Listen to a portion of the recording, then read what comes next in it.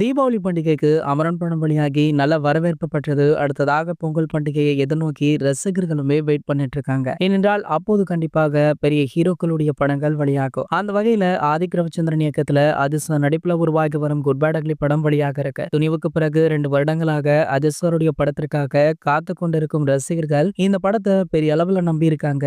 அந்த வகையில பாத்தீங்கன்னா 2025ஆம் ஆண்டு வர பொங்கல் பண்டிகையை முன்னிட்டு ஜனவரி 10ஆம் தேதி குட் பேட் அக்லி திரைக்கு வர இருக்கா. இதனால மைத்ரி மூவி மேக்கர்ஸ் உலகம் முழுக்கவே உள்ள அனைத்து பங்குதாரர்களுக்குமே திரையரங்குகளை முன்பதிவு செய்யுமாறு அழைப்புமே விடுத்திருக்காங்க. இந்த நிலையில இந்த படத்திற்கு போட்டியாக அருண் விஜய் சாருடைய வனகான் படமுமே பொங்கல் ரேஸ்ல களமிறங்குதா. பாலா இயக்கத்துல உருவாக்கும் இந்த படத்துல ஆரம்பத்துல சூர்யா சார் நடித்த நிலையில சில காரணங்களால இந்த படத்துல இருந்து அவர் வெளியேறிட்டாரு. அதன் பிறகு அருண் விஜய் இந்த படத்திற்குள்ள வந்த பிறகு எதிர்பார்ப்பு இன்னமுமே அதிகமாச்சு. பாலாவே இந்த படத்தை சொந்தமாக தயாரிக்கும் நிலையில ஜிவி பிரகாஷ் இந்த படத்திற்கு இசையுமே அமைச்சிருக்காரு. சோ இதனடுத்து இந்த 2 படங்கள் தான் பொங்கலுக்கு மோத இருக்கா இல்ல வேற ஏதாவது படங்கள் வரப்போதா அப்படின்னு இனி வரும் நாட்கள்ல தான் தெரியும். வெயிட் பண்ணி பார்க்கலாம் என்ன நடக்குது அப்படின்றது. இது போன்ற சினிமா செய்திகளை பத்தி நீங்க உடனே தெரிஞ்சுக்க நம்மளுடைய தமிழ் நியூஸ் எக்ஸ்பிரஸ் அப்படின்ற நம்ம சேனலை சப்ஸ்கிரைப் பண்ணிக்கோங்க.